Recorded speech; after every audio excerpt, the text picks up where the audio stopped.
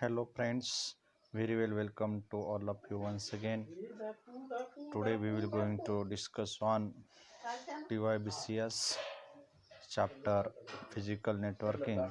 Within that we have to discuss the concept of signal, types of signal, transmission impairments, performance of network, line coding and transmission modes. So let us start with one by one. First thing is that physical layer. We know that physical layer is concerned with transmission of raw bits over the communication channel. It specifies the mechanical, electrical and procedural network interface specification, and the physical transmission of bit transmits over a transmission medium connecting two pieces of communication equipment. The physical layer performs complex tasks, is provides services to the data link layer. The data in data link layer is organized in 0 and 1 in smaller frames. These streams of ones and zeros must be converted into signal, but physical layer does not do that. The physical layer must also take care of transmission medium. It must be controlled by it. Physical layer decides that the direction of data flow.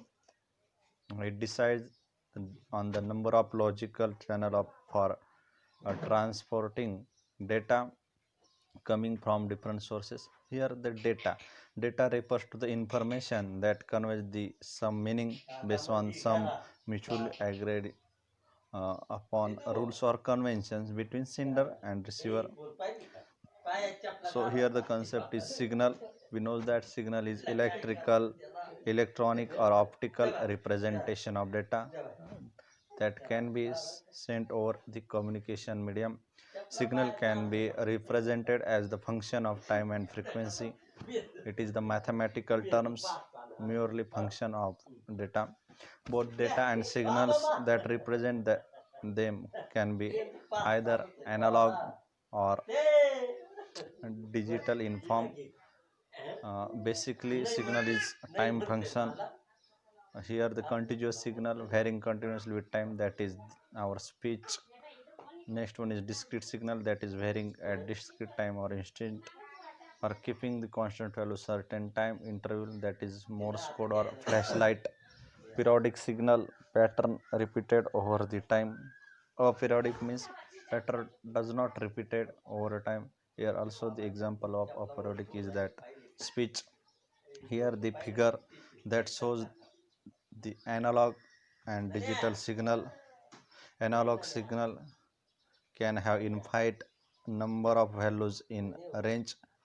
Analog signal can be in the contiguous values like human voice or analog clock that has hour, minute and second hands, and that give the information to us in continuous form. Here the digital signal that have only limited number of dependent values, that can be numbers like 1 and 0. Here analog versus digital signal, and the figure is shown. Our next point is that digital signal, analog signal. After that we have to see the channel capacity. We know that data rate is limited by channel bandwidth and channel environment, that is impairments. Data rate in bits per second, number of bits transmitted successfully per second, should not count the redundancy added against the channel impairments. It represents how fast bits can be transmitted reliably over a given medium. Here the broadband and baseband transmission. Broadband system uses the modulation techniques to reduce the effect of noise in environment.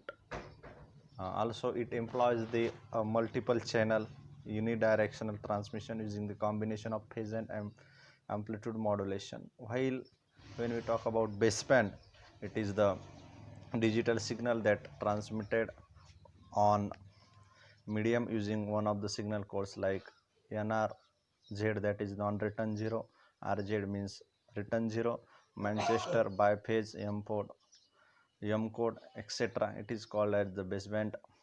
Here when there is a transmission, that time two possibilities of channel, that is noisy and noiseless channel. Here Nyquist bitrate formula for a noiseless channel. For noiseless channel, Nyquist bitrate formula defines the theoretical maximum bitrate, that is shown bitrate equal to 2 into bandwidth into log base to the 2 of L. In above equation, bandwidth is the bandwidth of channel.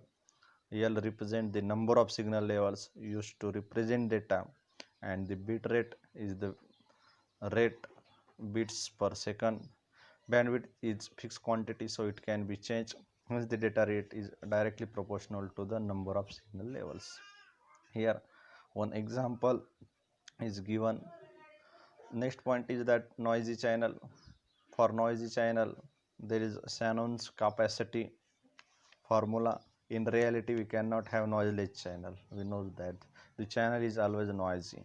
So here there is a Shannon's capacity is used to determine the theoretical highest data rate for noisy channel. That is, capacity is equal to bandwidth into log 2 of 1 plus SNR, that is signal to noise ratio. It gives the channel capacity of noisy channel. Here also example is given.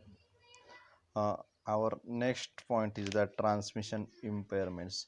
We know that in communication system, analog signal travel through the uh, transmission media, which tends to deteriorate the quality of analog signal. That means there is imperfection that causes the impairments. This means that received signal is not same as the signal was sent.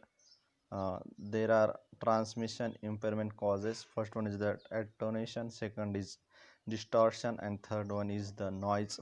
Attenuation means there is loss of energy or energy resistance of the medium. The strength of signal decreases with increasing distance, which causes loss of energy in overcoming resistance of medium. This is also known as attenuated signal, as shown in figure. Next one is that distortion. Distortion means change in shape of signal.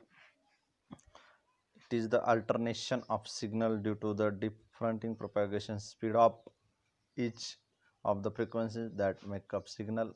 Each frequency component has its own propagation speed traveling through medium. Every component arrive at different time leads to delay, called as distortion. Therefore, they have different phases at receiver end from they had at sender's end. And third one is that noise means the random or unwanted signal that mix up with original signal is called noise, or external energy that corrupts the signal, it is also called as noise. There are again few types of noise, that is induced, thermal, crosstalk, and impulse. Induced noise comes from the sources like motor and appliances. Thermal noise means the movement of electrons in wire which creates the extra signal. Crosstalk means one wire affects the other, and the impulse noise is the signal which has high energy that comes from lightning or power lines. Next one is the latency. It is also called as delay. Latency or delay depend as the time required for entire message to reach its destination from instant at which first bit was sent out from the source.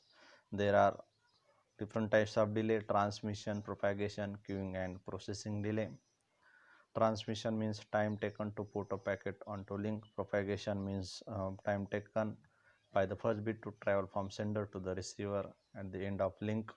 Queuing delay means is the time job waits in queue until it can be executed. And last one is processing delay. It means that time that takes router to process the packet header. Here the bandwidth, latency, and throughput is calculated. Bandwidth, it measures the how much data over communication link can be handled. Its capacity called as bandwidth. Latency means it is the time take for packet to get across the network from source to destination. Throughput means it is the actual amount of data that is successfully sent, received over the communication link. Here next point is that line coding. Here the classification of line code is given. There is a digital to digital conversion and line coding. In the digital to digital conversion explains the how to data digital data into digital signal. It can be done in two ways. There is line coding and block coding. For all communication, line coding is necessary, whereas block coding is optional. Line coding is the process of converting digital data into signals. Signal is said to be line coding. Digital data is found in binary format. It represents that is stored internally as the series of 1 and 0 as shown in figure. There are few types: unipolar, polar encoding, bipolar encoding, Manchester and differential Manchester. And our last point is that transmission mode. The transmission mode decides that how data is transmitted between two computers. In parallel mode, multiple bits are sent with each clock tick, while in serial mode, one bit is sent with each clock tick. These are the two types of transmission modes. Binary data in the form of 1 and 0 is sent. These are the two types. In parallel, binary data consists of 1 and 0 that may be organized into groups of n bits. Each computers produce the consumed data in groups of bits. By grouping, we can send n bits at a time instead of 1 bit, and this is called parallel transmission. When we talk about parallel transmission, if we want to send 8 bits, we require 8 wires for one for each bit. While in serial transmission, here the figure shows the parallel transmission, and the last point is the serial transmission. In serial transmission, one bit follows another, so we need to only one communication channel rather than n to transmit data between two communicating devices as shown in a figure. Serial transmission can be either synchronous or synchronous. Friends, I hope that in this way you have understand the concept of physical layer and its related functionalities. So thank you so much.